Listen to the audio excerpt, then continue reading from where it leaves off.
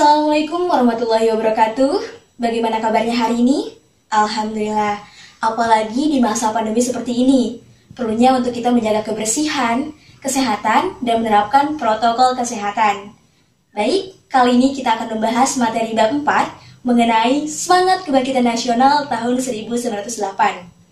Adapun kompetensi dasar pada materi ini menganalisa makna dan arti Kebangkitan Nasional 1908 dalam perjuangan kemerdekaan Indonesia.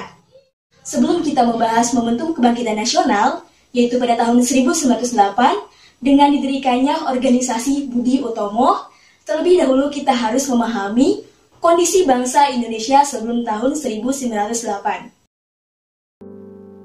Rusaknya ekonomi Eropa serta berkembangnya teknologi pelayaran kabar 15 menyebabkan negara-negara di Eropa melakukan ekspedisi mencari sumber-sumber ekonomi baru ke seluruh dunia.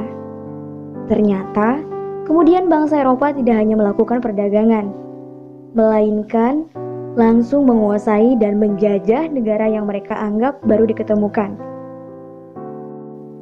Awal dimulainya penjajahan Belanda di Indonesia dimulai sejak didirikannya VOC pada tanggal 20 Maret 1602.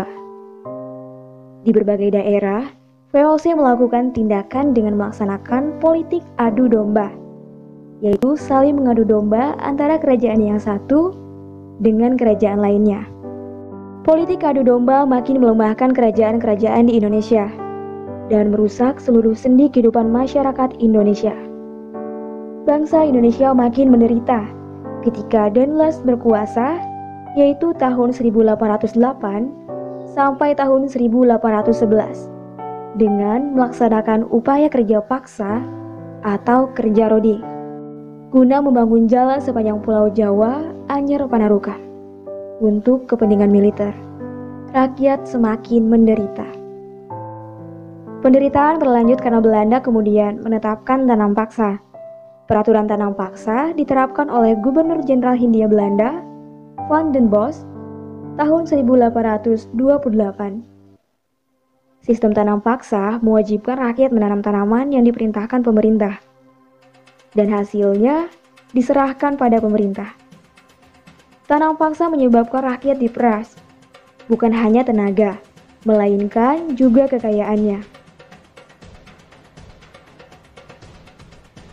Di pihak lain, penjajah mendapatkan kekayaan bangsa Indonesia yang berlimpah untuk membangun negara Belanda dan menjadi negara kaya di Eropa. Penderitaan bangsa Indonesia menumbuhkan benih-benih perlawanan di berbagai daerah. Perjuangan melawan penjajah dipimpin oleh ulama atau kaum bangsawan. Beberapa tokoh yang melakukan perlawanan terhadap Belanda diantaranya Sultan Ageng Tirtayasa. Beliau berkuasa di Kesultanan Banten pada periode tahun 1651 sampai 1683. Ia memimpin banyak perlawanan Belanda. Selanjutnya, Tuanku Imam Bonjol. Beliau lahir di Bonjol, Pasaman, Sumatera Barat, tahun 1772. Beliau wafat dalam pengasingan, kemudian dimakamkan di Pinelang Minahasa, 1864. Beliau seorang pemimpin ulama dan pejuang dalam berperang melawan Belanda yang dikenal dengan nama Perang Padri, tahun 1803 sampai dengan 1838. Pangeran Diponegoro, lahir di Ngayogyakarta, Hadiningrat, 11 November 1785. Meninggal di Makassar, 8 Januari 1855. Beliau adalah seorang pahlawan nasional Republik Indonesia. Pangeran Diponegoro terkenal karena memimpin Perang Diponegoro, Perang Jawa pada tahun 1825 sampai dengan 1830. Melawan pemerintah Hindia Belanda. Perang tersebut tercatat dengan korban paling besar dalam sejarah Indonesia. Lalu ada Sultan Hasanuddin. Beliau lahir di Goa, Sulawesi Selatan, 12 Januari 1631. Beliau adalah Raja Goa ke-16 dan pahlawan Indonesia. Setelah memiliki tahta, ia digelari Sultan Hasanuddin. Karena keberaniannya, Ia dijuluki ayam Banten dari timur oleh Belanda. Perjuangan rakyat untuk mengusir penjajah belum berhasil. Hal ini disebabkan perjuangan masih bersifat kedaerahan dan belum terorganisasi secara modern. Penderitaan yang dialami bangsa Indonesia menyadarkan beberapa orang Belanda yang pernah tinggal di Indonesia, di antaranya Baron van Hove.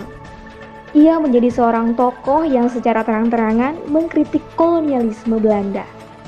Aktivis memuncak ketika ia bertindak sebagai salah satu pemimpin demonstrasi singkat pada tahun 1848. Selanjutnya, Edward Dawes Dekker, terkenal dengan nama samaran Multatuli, dan menulis buku Max Havelaar, yaitu pada tahun 1860. Buku ini menggambarkan bagaimana penderitaan rakyat Lebak Banten akibat penjajahan Belanda. Selanjutnya, Mr. van de Venter mengusulkan agar pemerintah Belanda menerapkan politik balas budi atau etis politik yang terdiri dari 3 program, yaitu edukasi, transmigrasi, dan irigasi. Atas desakan berbagai pihak, akhirnya pemerintah Belanda menerapkan politik balas budi. Ternyata, politik balas budi pada praktiknya menyimpang, yaitu bukan untuk kepentingan rakyat Indonesia, melainkan untuk kepentingan pemerintah Belanda. Contohnya, irigasi dibangun untuk kepentingan pengairan perkebunan milik Belanda. Di sisi lain, bangunan sekolah melahirkan dampak positif bangsa Indonesia, yaitu munculnya masyarakat terdidik atau mulai memiliki pemahaman dan kesadaran akan kondisi bangsa Indonesia yang sebenarnya. Mereka yang mengenyam pendidikan dan sadar akan kondisi bangsanya selanjutnya menjadi tokoh-tokoh kebangkitan nasional.